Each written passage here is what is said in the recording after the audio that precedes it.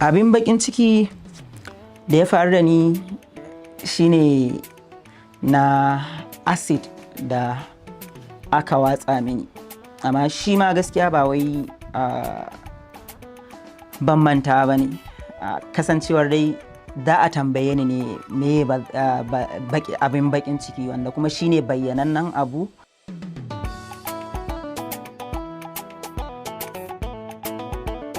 Sunana Nura inuwa, kamar yadda aka sani, mawaki a masana'antar Kannywood, mawaki kuma a ƙasar Hausa.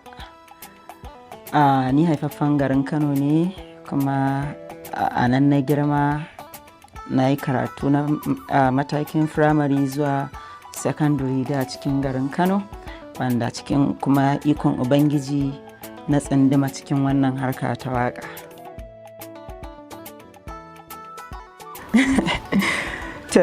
Farko dai ni mutum ne mai ba ma da ba, kusan Allah ya halicce ni da kunya, wanda da in an ce zan iya ma sa glass wai in tunkari mutum ko kuma in dinga wani abinan da shi, gaskiya zan iya karyatawa. Amma daga lokacin da wannan abin ya faru da ni na ibtila'in nan, sai ya zama kuma wani canji ya zo a rayuwata. Daga yadda nake da na canja. Wannan abin ya taɓa ni, ba na son haske da wani sauransu a idona, wannan yasa dole sai na yi amfani da glass. Lokacin da na taho na fara yunƙurowa a harkata ta waƙa, to sai na haɗu da wani kamar jarrabawa kenan. Da yawa duk waɗanda za su zo su same ni su ce zan musu waƙa, kusan suna tunanin ya za su fuskance ni kuma me za su biya ni. Don haka idan sun zo, kuma yawanci waɗanda za su yi aure, sai ka ga matan da za su aura su ne suke dagewa, in dai ba ni zan musu waƙa ba sa so. Ko kuma sai ga wani ma ya zo yana cewa ka daure ka min waƙan nan, don za ta zama wani sila na wajen ƙarfafa soyayyarsu da kuma zaman auratayyarsu. So wannan shi yasa duk wanda ya zo sai ce wadda nake so ita ta dage sai ka yi mata waƙan nan. Da haka ni kuma idan ka zo min da wannan, sai in ga to da me zan saka a ci ribar wannan soyayyar da ake min, to in sauƙaƙa in yi wannan waƙa. Wannan shine yasa sai aka kira ni cewa ga mu mun zo daga Abuja, mun kuma zo a studiyon ka baka nan, don haka matar da zan aura ta ce sai kai ne za ka yi mata waƙa. To da Allah ya za a yi mu haɗu, muna guri kaza, mun yi magana, na ce ok, to shikenan. Sai na ce ba damuwa, insha Allah zan zo mu haɗu. To kawai sai suka ce ga inda za mu haɗu, sharaɗa su bani deposit na abin da za su bani, in ya so na gama sai su cika min kuɗin.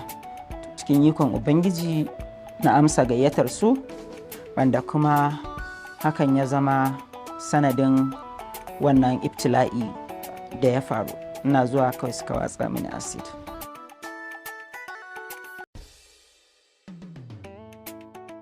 A'a wallahi ban san ko suwaye ba, Allah dai shi ya bar wa kansa sani.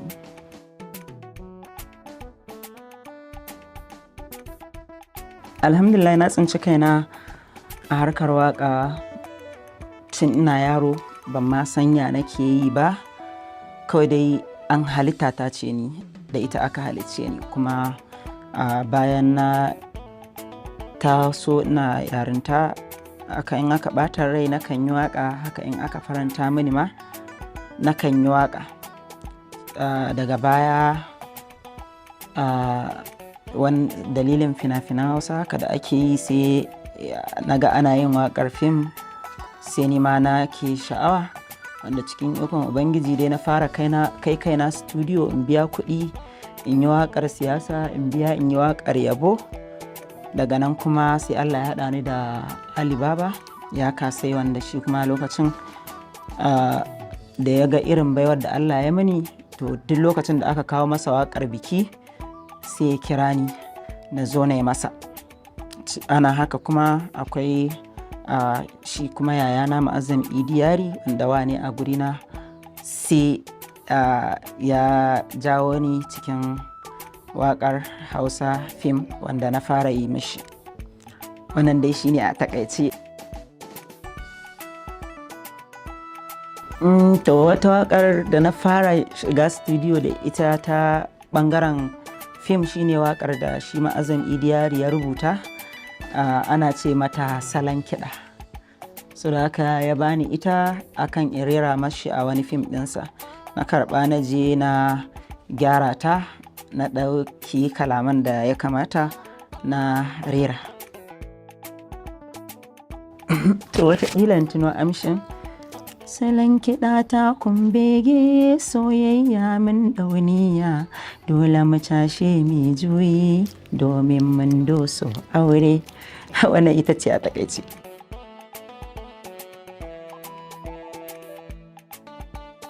To alhamdulillahi kowa da irin baiwar shi. Nakan yi duka biyan, amma daga cikin kaso 95 na waƙoƙina, kaso 95 ba rubuta su ne ba.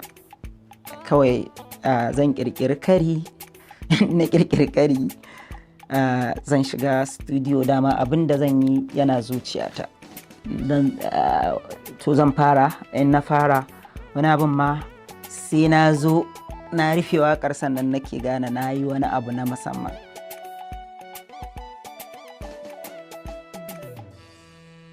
To akwai wadda na taɓa yi, ita ce gangar sheɗan. Wata waƙa ce wadda aka yi ta fim, kuma sai aka ce in yi waƙar. Da na yi waƙar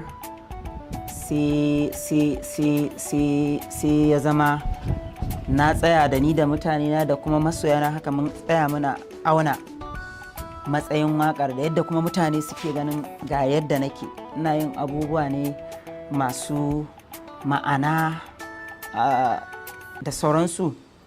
Bai kamata a ce na yi wannan waƙar ba, duk da dai an shirya fim ɗin akan faɗakarwa ne, to amma title ɗin sai ya zama yana da nauyi a kunnuwan mutane, gangar sheɗan. Don haka da na yi waƙar cewa ana cewa gangata na buga gangar sheɗan na bugo da sauransu, ana faɗa yadda mutane sheɗan ɗin zai ruɗe su, amma dai gyara zai biyo baya. To bayan na yi sai da na